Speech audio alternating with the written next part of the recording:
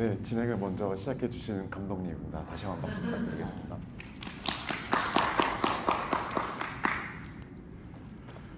네, 실제로 네.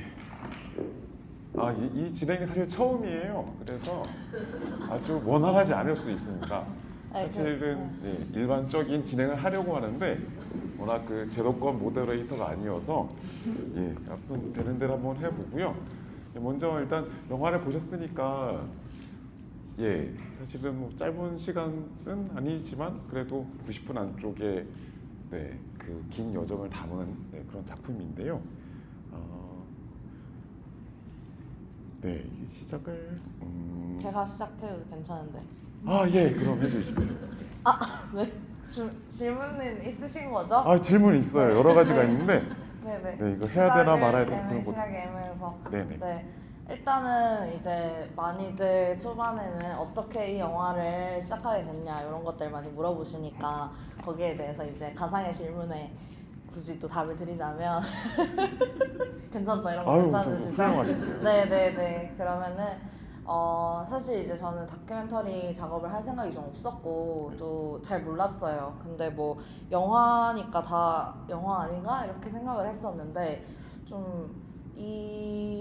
그냥 이제 찍으면 된다라고 사실 생각을 했었고 다큐멘터리는 그냥 카메라만 있으면 된다 이렇게 생각을 하고 무작정 시작을 했는데 제가 생각한 것보다 훨씬 더 긴 시간과 되게 많은 에너지가 들어갔던 저의 첫 작업이었습니다. 그래서 사실 이게 뭔가 영화에서는 되게 좀 웃기고 좀 약간 이렇게 제 자신도 되게 우스꽝스럽게 등장을 하고 하지만 그런 게 어떻게 보면은 이 영화 속에 있는 저라는 사람을 제 자신인데도 불구하고 되게 좀 계속 거리를 두고 나는 내가 아니야. 너는 영화 속 캐릭터야. 넌 더 망가져야 돼. 이렇게 생각을 하면서 계속 작업을 하다 보니까 되게 좀 힘든 부분들도 많았고 또 뭔가 시작할 때는 뭔가 나 정말 이렇게 긴 여정 동안 영화를 만들겠다 이런 생각보다도 뭔가 그냥 주변에서 야 이거 진짜 영화로 만들어 볼 만하다 영화로 만들어 봐 이렇게 얘기한 거에 팔랑 이렇게 귀가 이렇게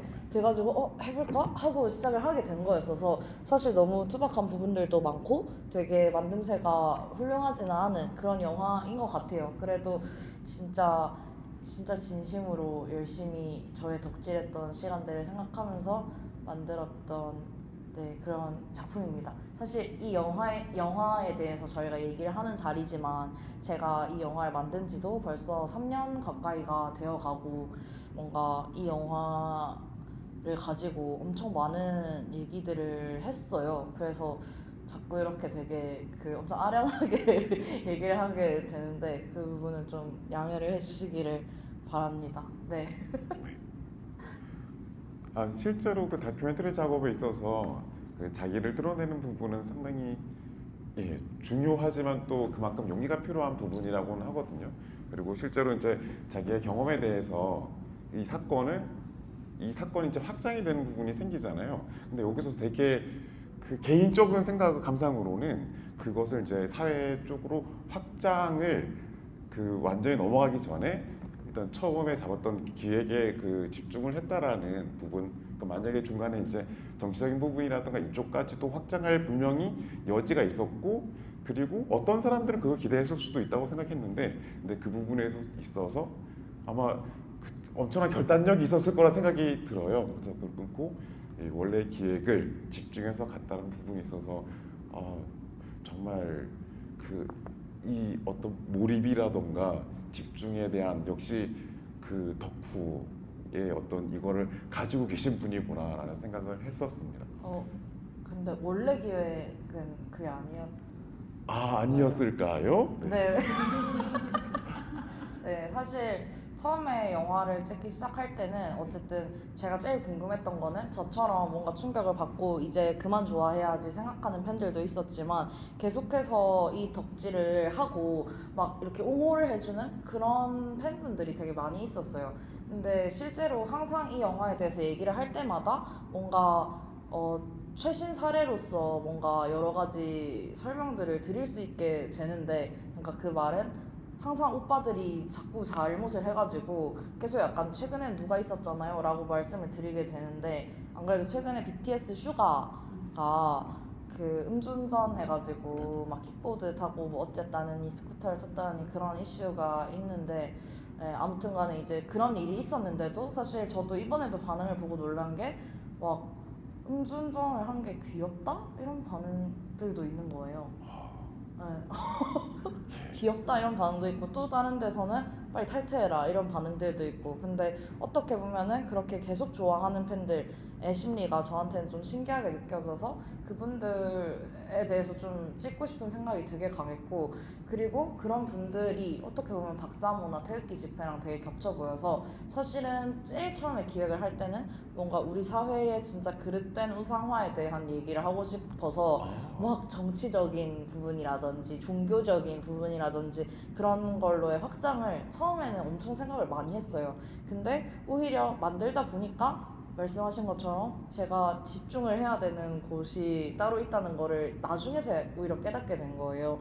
그래서 이제 그쪽으로 갔다가 오히려 가서 더 확장해 나가는 방식이 아니라 거기에서 뭔가를 깨닫고 다시 돌아오는 방식으로 좀 영화를 그렇게 만들게 됐습니다. 대단하셔. 되게 욕심이 나는 부분이거든요. 그 작업을, 그러니까 다큐멘터리 작업하는 사람들한테는 그 부분인데, 거기서 길을 잃지 않고 방향을 잡으셨다는 데 있어서 정말 앞으로가 기대가 되는데요. 요거 관련돼서 이제 몇 가지 질문 드리고 질문하실 수 있는지 대화하실 시간을 좀 갖도록 하겠습니다. 일단 질문하고 싶은 게 몇 가지가 있는데요. 네, 있죠. 네. 일단 요거 최대한 3가지를 하는 걸로 하고, 하나는 맨 마지막에 할게요. 그리고 다른 하나는 일단 여기 나와 있던 여기 그 아이돌과 관계없이 어쨌든 영화 전공으로 그 전공과로 들어갔잖아요. 그리고 들어갔을 때 뭐 다큐멘터리를 할 생각은 애초에 그런 생각은 없었다고 하셨고, 그러다가 어쨌든 이 사건을 맞닥뜨리게 된 거잖아요. 근데 만약에, 물론 사실은 무의미한 가정일 수도 있는데, 그 사건이 없었다라면은 어떤 작품을 그러니까 대중에게 공개를 하는 작품, 그러니까 뭐 기존 단편 작업이라든가 이런 것들을 뭐 포함해서 상관없는데 어떤 작업을 좀 해보고 싶으셨을까요? 맞아요. 뭔가 저도 말씀하신 것처럼 사실 이제 학교에 들어가게 되면, 특히 영화학교에 들어가게 되면 계속 그 커리큘럼 안에서 영화 작업을 하게 되잖아요. 그러다 보니까 보통 첫 작품이라고 하면 단편 영화, 그리고 뭐 학교 안에서의 워크샵으로 작품이 만들어지니까 저도 그런 생각들을 많이 했던 것 같고, 또 제가 또 실험 영화에도 좀 관심이 있었어요. 제가 전공이 실험 영화. 그러세요. 그래서 또 저희 학교에서는 매체 통합 워크샵이라고 해서 그 학교의 극영화 프로세스 안에서 할 수 없는 작품을 또 이제 수업을 만들어줘요. 제가 이렇게 기획안을 써가면. 그래서 그런 것도 해가지고 막 실험 영화를 만든 애 만에 이렇게 또 막 설치고 다니고 했었는데 또 만들어지지가 않았었고 뭐 그랬어요. 그래서 계속 이제 제가 항상 하고 싶었던 얘기들은 뭔가 되게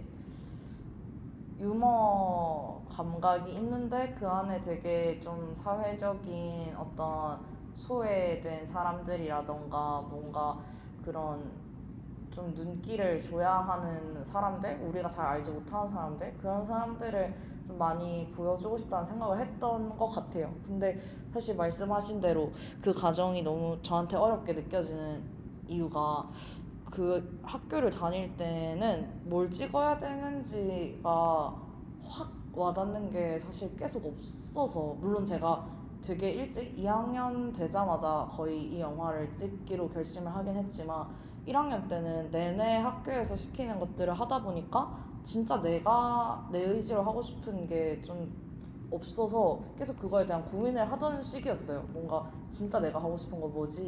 이렇게. 그래서 모르겠어요. 과연 뭘 했을까 죄송해요. 이렇게 말을 길게 해놓고 답이 모르겠어요. 그러면 제가 좀 그렇네. 질문 하나 더 드릴게요. 네네, 마지막에 좋아요. 하려고 했던 건데 네네 좋아요.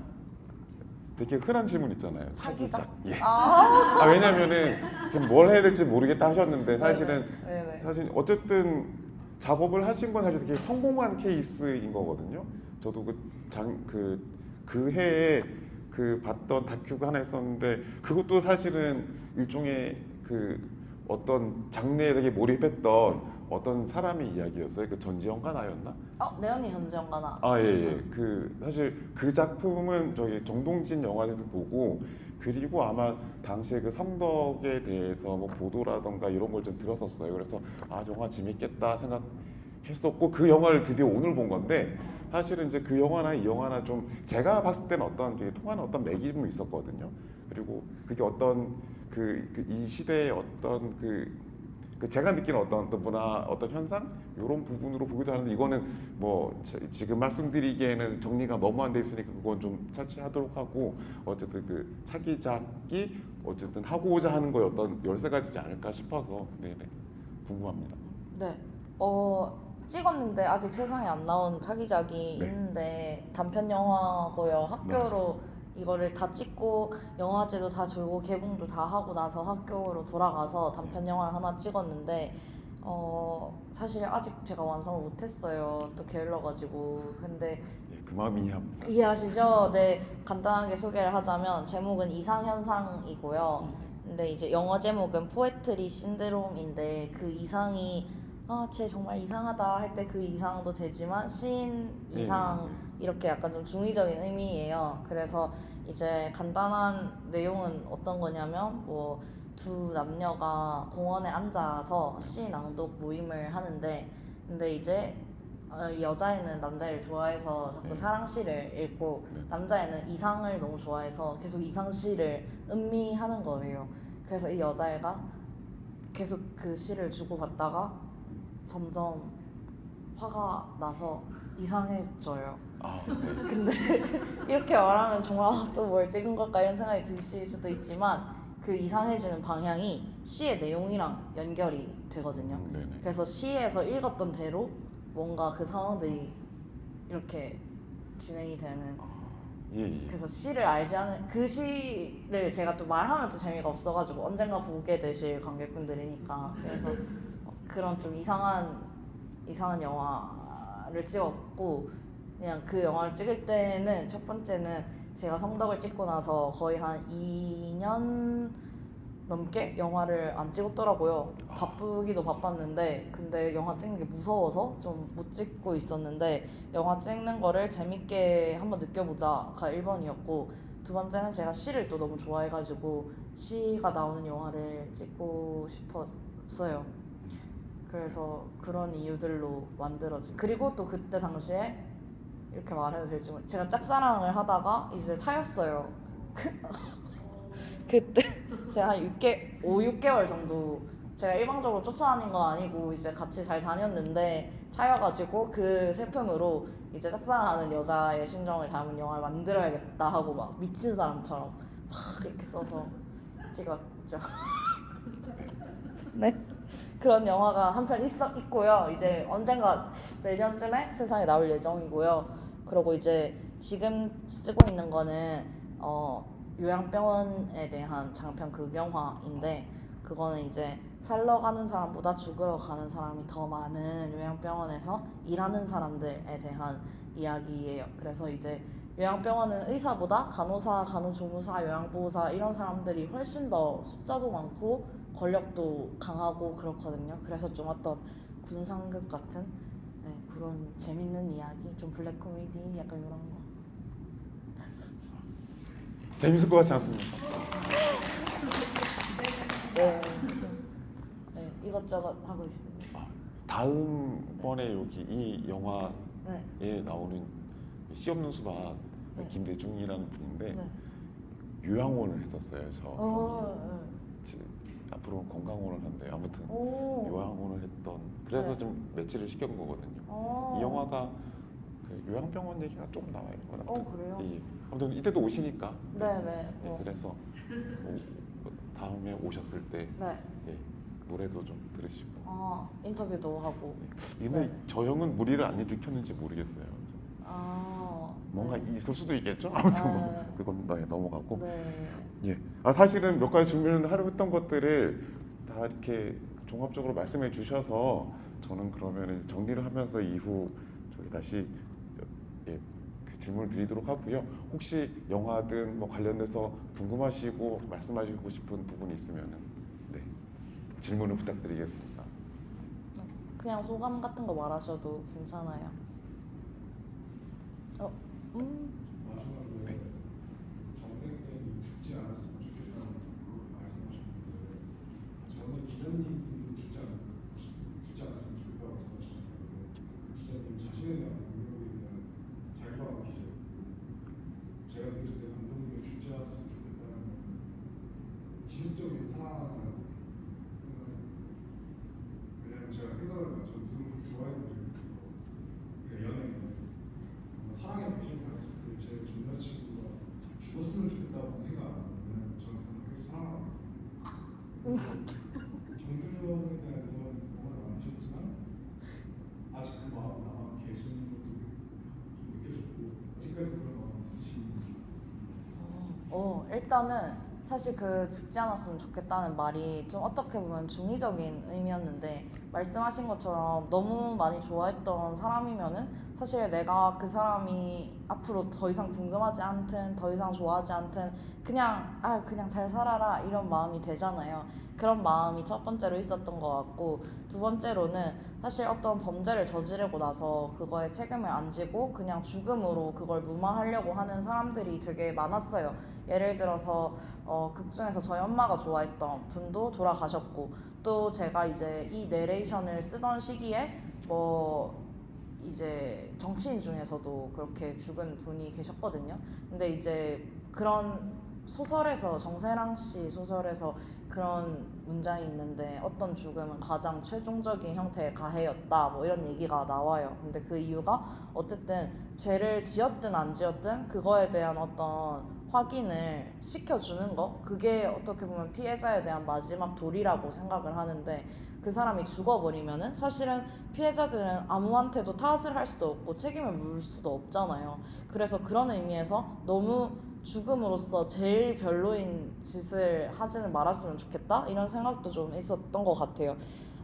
그리고 사실 저는 지금은 아무 감정이 사실 없거든요. 근데 물론 이 영화를 만드는 중에는 조금씩 그런 마음들이 묻어 있었고 또 완전히 0%가 되진 않았던 것 같아요. 왜냐하면 계속 제가 이 사건을 더 이상 보고 싶지 않고 이 사람에 대한 마음을 이제 없애고 싶고 하지만 계속 영화를 만드는 중이니까 저한테는 항상 그게 핫토픽인 거잖아요. 몇 년이 지났는데도. 근데 이게 신기한 게도 뭔가 영화를 다 만들고 나서는 이상하게 그냥 다 날라갔어요. 그래서 뭔가 영화를 완성하는 거랑 동시에 그 사람에 대한 감정도 다 날라갔나? 이런 생각이 되게 많이 들었고 그래서 뭔가 사실 영화를 보시는 분들은 거의 처음 보시는 분들은 이 영화를 보면은 아직도 마음이 있냐거나 뭔가 그런 것들이 사실 궁금할 수 있잖아요. 또는 막 뭐 최근까지만 해도 막 뭐 파리에서 발견이 됐는데 뭐 봤냐 이런 질문들도 많이 하고 하시는데 저는 오히려 이 영화를 봐도 그 친구가 생각이 안 나고 영화를 볼 때도 이 영화를 만들 때의 기억이라든지 영화를 봤던 관객들의 어떤 얘기라든지 그런 게 더 생각이 많이 나더라고요. 그래서 어떻게 보면은 제가 저의 어떤 상처나 트라우마 같은 거를 영화를 만들면서 소화를 하고 극복을 했나? 좀 친구들이랑 인터뷰를 하면서 치유를 했나? 이런 생각을 되게 많이 했어요. 그래서 지금은 아무 감정이 없습니다. 네. 네. 네. 아까 말씀해 주셨던 것처럼 초반 기획이랑 달라져서 그 초반, 후 중반, 후반까지는 노란색 글씨로 원래 기획하셨던 그 아직도 좋아할 수 있는 사람들에 대해서 어떻게 좋아할 수 있는지라는 질문을 통해서 계속 진행을 하셨잖아요. 근데 그거를 쓰레기통에 버리고 그 뒤에 새로운 결론을 내신 부분이 너무 인상 깊고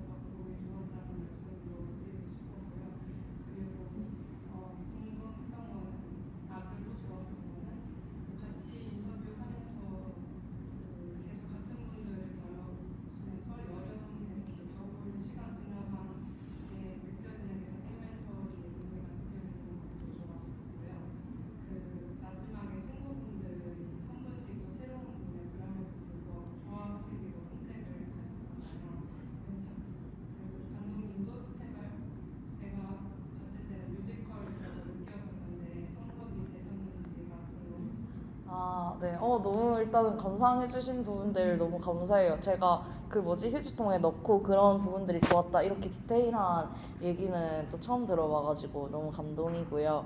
그때 당시에 찍을 때는 제가 진심으로 그 조승우님을 너무 좋아해가지고 막 티켓팅도 하고 했는데 그때 이제 저희가 실패를 했잖아요. 보시다시피. 그래서 이제 눈에서 멀어지면 마음에서도 멀어진다. 약간 이런 느낌으로 또 바로 이제 넘어갔었죠. 그래서 그 이후로 이제 그냥 아주 가볍게 조금씩 누군가를 좋아하고 또 이제 일반인들 또 좋아하고 짝사랑 위주로 또 이제 진행하고 막 그런 식으로 약간 점점 뭔가 연예인을 덕질하던 시기랑 좀 멀어지고 있는 것 같아요. 근데 언제든지 누굴 좋아할 준비는 돼 있는데 그게 아시잖아요. 뭔가 이렇게 준비를 하고 들어가는 게 아니라 사고가 나야 되는 거라서 항상 그 사고를 기다리고 있다. 약간 이런 정도? 네, 감사합니다. 네, 또 다른 질문 있으시면.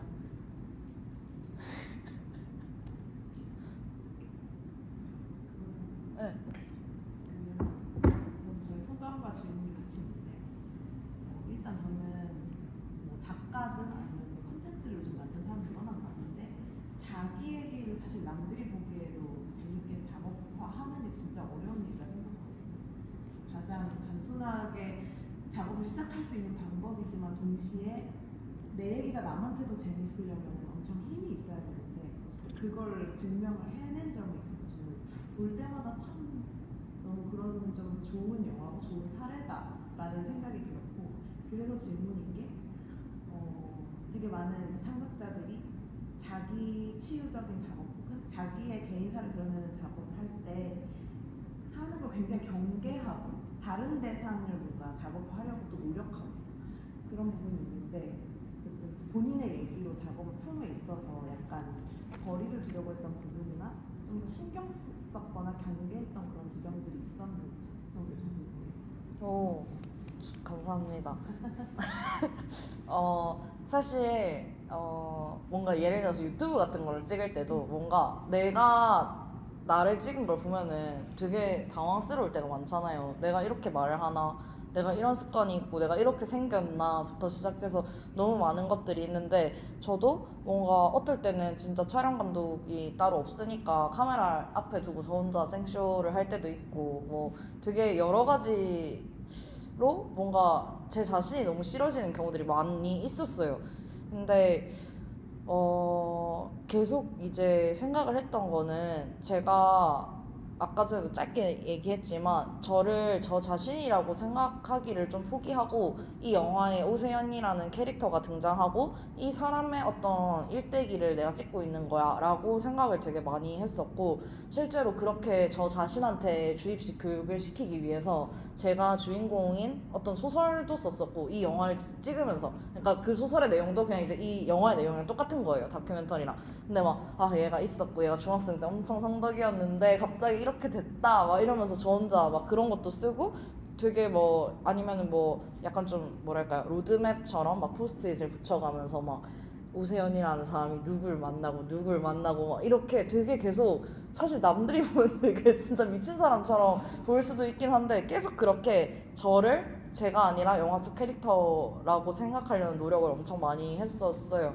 그래서 그렇게 그나마 그래도 그렇게 했기 때문에 조금 덜 너무 제 자신을 너무 많이 의식 안 하는 느낌으로 그나마 좀 가지 않았을까 싶기는 하고요.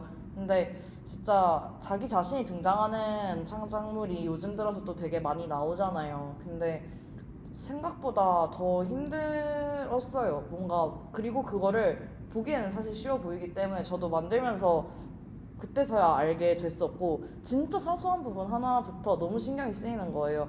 예를 들어서 이걸 처음에 찍기 시작할 때 제가 21살이었는데 그때 한창 이제 뭔가 또 약간 좀 꾸미고 다녀야 되나? 이런 생각도 많이 하던 시기니까 근데 막 친구랑 요거트 막걸리 씬을 찍어야 되는 날인데 내가 지금 옷을 어떻게 입고 가야 되지? 부터 시작을 해서 뭐 어떻게 뭐 얼굴에 뭘 좀 발라야 되나? 이런 것부터 해서 아닌데 근데 또 약간 자연스럽게 해야 되는 거 아닌가? 나는 감독인데? 이러다가 아니야 나 그래도 출연을 하는데 이러면서 계속 약간 그런 외적인 고민들도 하고 그러면서 또 동시에 이게 진짜 내용적인 걸 고민해야 되는데 왜 내가 이런 걸 고민하고 있지? 이런 것 때문에 또 스트레스를 받고 그런 식으로 자꾸 뭔가 사실 남이면은 뭔가 좀 막 짚고 나 왜 이렇게 못생기게 나왔어? 해도 미안해 이러고 넘어가면 되는데 실제로 제가 그 말 진짜 많이 들었거든요. 제 친구들, 엄마 이렇게 다들 저한테 왜 이렇게 찍었냐 이런 얘기 많이 들었어서 근데 이제 저를 찍을 때는 좀 못 나온 것 같으면 또 다시 찍고 막 그러니까 막 그런 거에 신경 쓰는 제 자신도 너무 싫고 막 그랬었어요. 그래서 어쨌든 간에 나를 나로 생각하지 않고 거리를 두는 거 그게 제일 중요한 것 같아요. 네. 또 다른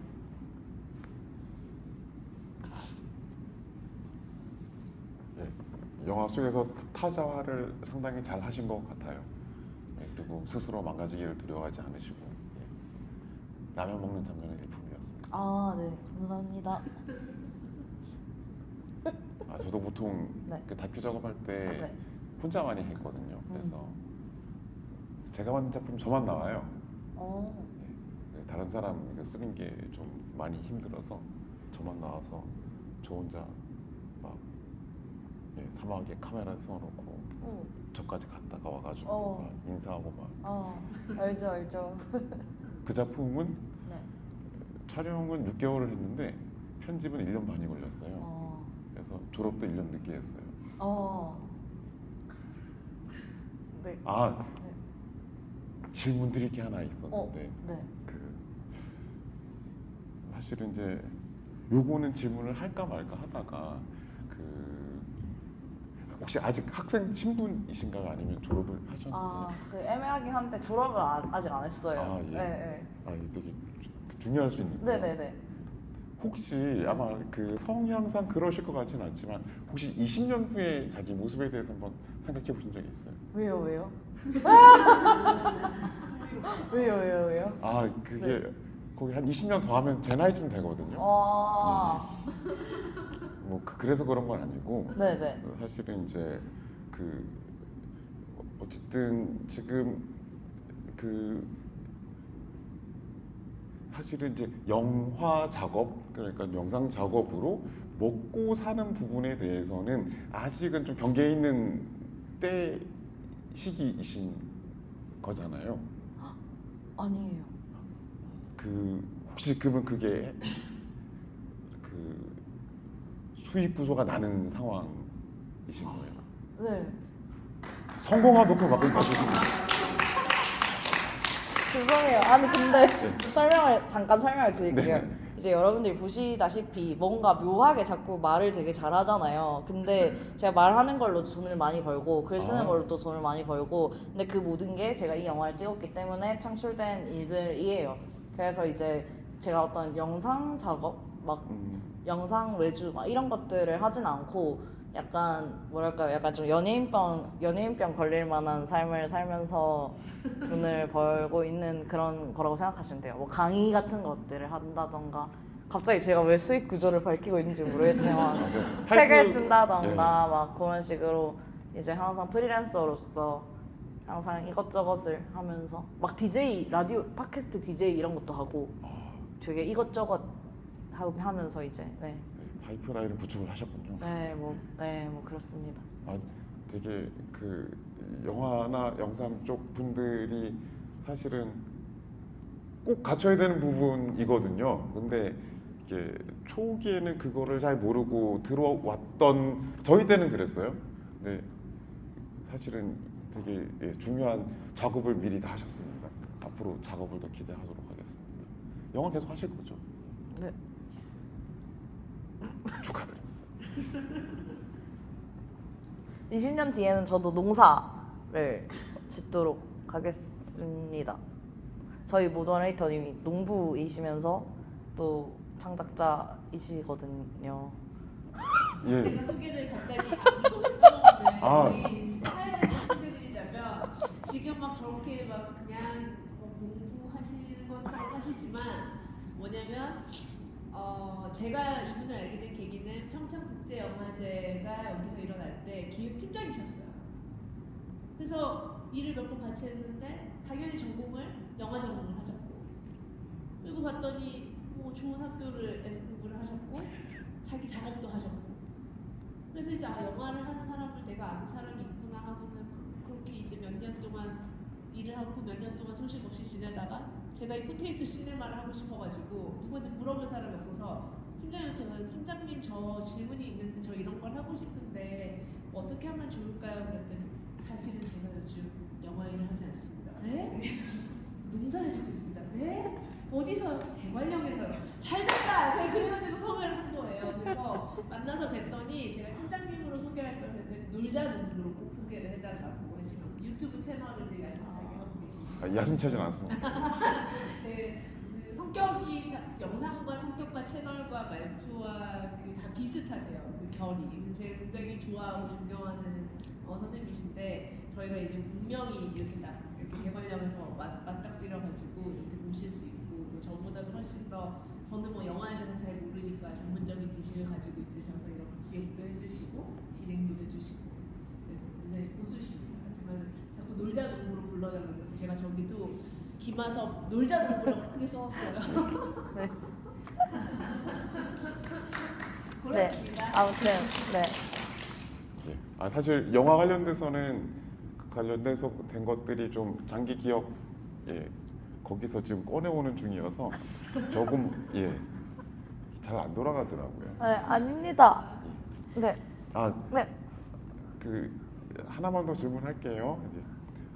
저희 촬영하면서 봤을 때 이제 기본 아마 이제 영화를 찍어야겠다 이제 기획을 하셔서 이제 그때부터 이제 푸티지, 그러니까 영상들 이제 뭐 모으기도 했을 거고 그리고 촬영도 했었을 거잖아요. 근데 봤을 때는 보면 자료 영상이든 아니면 본인이 찍었던 영상이든 좀 오래됐던 것부터 뭐 이런 것들이 있었던 것 같거든요. 그럼 실질적으로 이 촬영에 뭐라고 해야 되나요?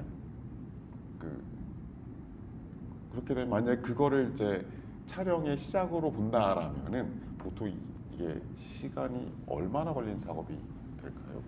과거에 제가 출연했던 그런 방송 영상 이런 그 시절부터 해서 다 하면은 되게 초반에 나오는 그런 중학생 때 제 모습이 거의 중학교 1학년 14살 이럴 때의 그거니까 거의 한 10년? 10년. 네. 중간에 공백들이 당연히 있긴 하지만, 네. 그렇죠.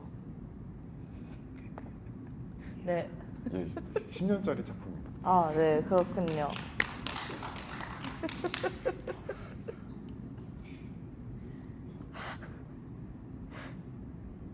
질문이나 감상, 평? 읽으시다가 기자님 만나시고 모습이 닮았다는 것을 인사이트를 얻으셔서 직접 찍으러 가시고 거기 그 모습이 되게 용기 있다고 생각이 들었어요. 근데 그거는 기자님 답변을 듣고 우연으로 이제 진짜 그렇게 촬영하게 됐는데 초반에 약간 염두에 두고 있었던 내용이 네. 태극기 집회를 1년 전에 찍은 거고요. 기자님을 만나기 1년 전에. 근데 사실 그 장면을 제가 너무 넣고 싶었어요. 왜냐면 이게 연예인 팬들만을 본다고 해서 이게 진짜로 이런 사람들을 이해 못하는 분들도 많이 계시잖아요. 사실 뭔가 왜 저렇게까지 해? 라는 생각들을 많이 하시는데 제가 느끼기에 되게 극성적인 팬들 중에 제일 자주 보이는 분들이 그분들이었고 분명히 어떤 비슷한 점들이 있지만 그걸 말로 설명하는 것보다는 어쨌든 보여주고 싶은데 어떤 시점에서 보여줘야 될까가 계속 고민이었어요. 그리고 사실 이제 다큐멘터리 같은 경우에는 좀 작업 기간이 좀 길기도 하고 영화제나 국가기관 같은 데서 좀 펀딩을 받아서 제작이 되다 보니까 제 영화도 어쨌든 제작 완성이 되기 전부터 좀 여러 영화제나 뭐 그런 데서 소개가 되면서 화제가 됐는데 그럴 때마다 이 영화를 가지고 저가 없는 데서 사람들이 싸운다고 하는 거예요. 태극기 집회를 왜 넣냐 또는 무조건 넣어야 된다 이렇게 막 싸운다고들 하는데 저는 또 그게 너무 계속 넣고 싶은 거예요. 그래서 어떡하지 한참 고민을 하다가 딱 기자님을 뵀는데 그 얘기를 하셔서 그래서 제가 거기서 오 이렇게 하잖아요. 근데 그게 찐으로 너무 놀람 플러스 감사 플러스 됐다 약간 이런 감정이었던 것 같아요. 그래서 사실 이제 우리가 다큐멘터리를 볼 때 왠지 이게 진짜 시간 순서인 것처럼 느껴지고 당연히 그렇게 보이도록 만드니까 그리고 다 진짜다 이렇게 생각이 들지만 또 다큐멘터리도 어쨌든 사람이 만드는 거고 연출을 하는 거다 보니까 저도 그런 식으로 연출을 해서 시간을 이렇게 뒤틀어서 이렇게 편집을 했습니다. 네. 아 그래요? 감사합니다. 네. 아 혹시 시간 얼마를 원래 처음에 할애를 했었죠? 30분. 아 그러면은 지금 30분 정도는 시간이 지났고요. 한 분 정도만 질문을 더 받고 정리를 하도록 하겠습니다. 아 예. 좋아하는 연예인이라고 했을 때부터 있었어요. 덕후의 마음으로 공감성 수치도 좀 느껴가면서 너무 재미있게 궁금하고요. 제가 궁금한 거는 저는 제가 좋아하는 연예인이 어떤 법적 문제를 일으켰거나 아니면 법적으로 그게 막 유죄야 이렇게 할 만한 문제는 아니더라도 팬들의 정신에 좀 충격을 줄 수 있는 그런 문제를 많이 일으키잖아요.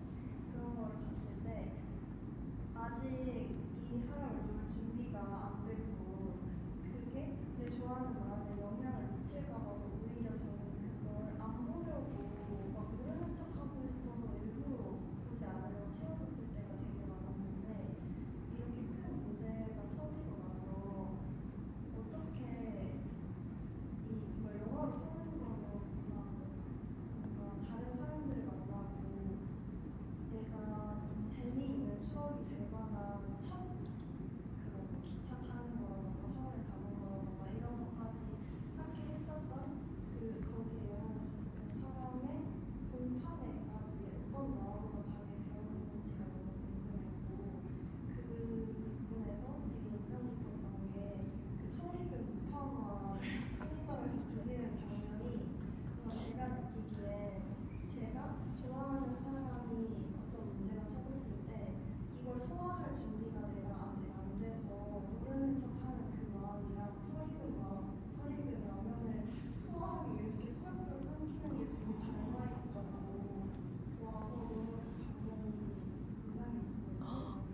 어떻게 북한에 어떤 마음으로 가게 되셨는지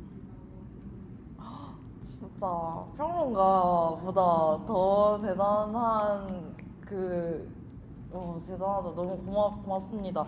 뭔가 저도 그 무파마를 먹는 장면을 영화에 쓸 거라고 생각을 못해서 그걸 또 왜 찍었는지 기억도 안 나는데 그냥 핸드폰 세워놓고 심지어 후면 카메라 아니고 전면 카메라 그 셀카 모드로 해놓고 찍었었거든요. 근데 저도 자꾸 그걸 보는데 너무 왠지 그게 제 상황을 너무 대변한다고 느꼈지만 또 저도 왠지는 모르는 채로 사실 썼어요. 근데 말씀하신 것처럼 제가 계속 약간 이게 소화가 안 되는데 영화를 찍기로 했으니까 억지로 소화를 시키려고 하는 그런 상황들이다 보니까 저도 약간 그 장면을 보면서 제 처지랑 너무 닮게 느껴졌던 것 같아요. 근데 말씀하신 것처럼 사실 우리가 너무 극한의 충격이 있으면은 그걸 안 봐야 되고 피해야 되고 하잖아요. 근데 저는 어떻게 보면 처음에는 그냥 막 분노가 들끓으니까 또 이제 또 저 부산 여자로서 또 화가 많거든요. 그래서 막 화가 나니까 아 진짜 이거 빨리 찍어야 돼. 진짜 참을 수 없어 하고 찍기 시작했는데 사실은 이게 제가 되게 슬픈 일이었고 조금 멀리 떨어져서 봐도 되는 일이었고 하다는 거를 찍으면서 깨닫게 된 거예요. 그래서 어떻게 보면은 우리 질문 주신 관객분께서 뭔가 시작부터 약간 난 이거는 일단 회피하겠어 라고 딱 결단을 잘 내리시는 거고 저는 그런 생각조차 없었어서 나중에 뒤늦게 어떻게 나 이거 감당 못하나 봐 이걸 되게 뒤늦게 깨달았어요. 그래서 사실 영화를 만드는 데에 그렇게 긴 시간이 걸릴 만한 영화가 아닌데 좀 제가 회복하는 시간이라든지 아니면 뒤늦게나마 좀 회피하고 혼자 약간 눈물 흘리고 그런 시간들까지도 다 포함이 된 것 같아요. 그래서 뭔가 저도 딱 영화를 어쨌든 만들기로 했고 영화 만든다고 여기저기서 돈도 받았고 한데 그리고 이제 제가 생각해도 20대 초반이 다 이 영화로 채워져 있는데 완성을 안 할 수는 없고 근데 나도 이제 좀 이 사건을 좀 그만 좀 들여다보고 싶고 막 그런 와중에도 자꾸 뭔가 약간 자해를 하듯이 공판을 가가지고 또 혼자 상처받고 막 가슴 찢어지고 막 그런 상황들이 진짜 참 제가 생각해도 지금은 못할 것 같고 그때는 진짜 아무것도 몰랐어서 아 이렇게 하면 내가 힘들구나 이렇게 하면 충격을 받는구나 그거를 제가 진짜 몰랐어요. 그래서 그런 얘기들이 또 이제 제가 낸 책 성덕일기에 또 자세히 담겨 있거든요. 네네. 아무튼 너무 공감을 해주시고 질문해 주셔서 너무 감사해요. 네. 제가 라면장님 백미라고 말씀드렸죠. 네, 약간 이런 의미로 말씀하신 거였어요? 아, 근데 저렇게까지 그러니까 그, 너무 그냥 일종의 무의식적으로 그게 네. 느껴진 것 같은데 네. 저렇게 말씀을 네, 진짜 깜짝 놀랐어요. 정말 멋지게 해주신 것 네, 같습니다. 진짜 나중에 아주 글을 한번 써보시면 좋을 것 원래는 같아요. 책 하나 구입해서 네. 질문 이렇게 잘하신 분 드리려고 했는데 네. 책을 구입을 안 했어요. 왜요? 왜요? 제 불찰입니다. 예, 주문을 해도 늦게 올 것 같아요. 아, 예, 혹여나 나중에 기회가 되면 다른 책으로. 네? 예, 아무튼 지금 한 30분 정도 시간 지났는데요. 사실 이렇게 그 성덕이라는 네, 그 이름 그 제목으로 영화를 했지만 그 어느 그 프로그램 나와서 말씀을 했어요. 정말 이렇게 성장하는 덕후 예 앞으로 기대를 해보겠습니다. 네, 감사합니다. 감사합니다. 혹시 마지막으로 한 말씀하실 게 있나요? 예. 네, 일단은 이렇게 대관령에서는 처음으로 이렇게 상영을 하는 건데 예전에 그 강릉의 신영 극장에서는 네. GV 했었거든요. 근데 사실 엄청 먼 거죠. 여기랑 거기랑 엄청 멀리 있는 거죠. 그 여기서 거기까지 30분, 35분 정도. 그렇게 멀진 않네요. 네. 아무튼 그래서 개인적으로는 뭔가 여기 이렇게 작고 귀엽게 상영하는 게 뭔가 오손도손 얘기 나누는 기분도 들고 너무 즐거웠고 우리 놀자농부 선생님도 만나서 너무 즐거웠고 그렇습니다. 너무 봐주셔서 감사합니다. 고맙습니다.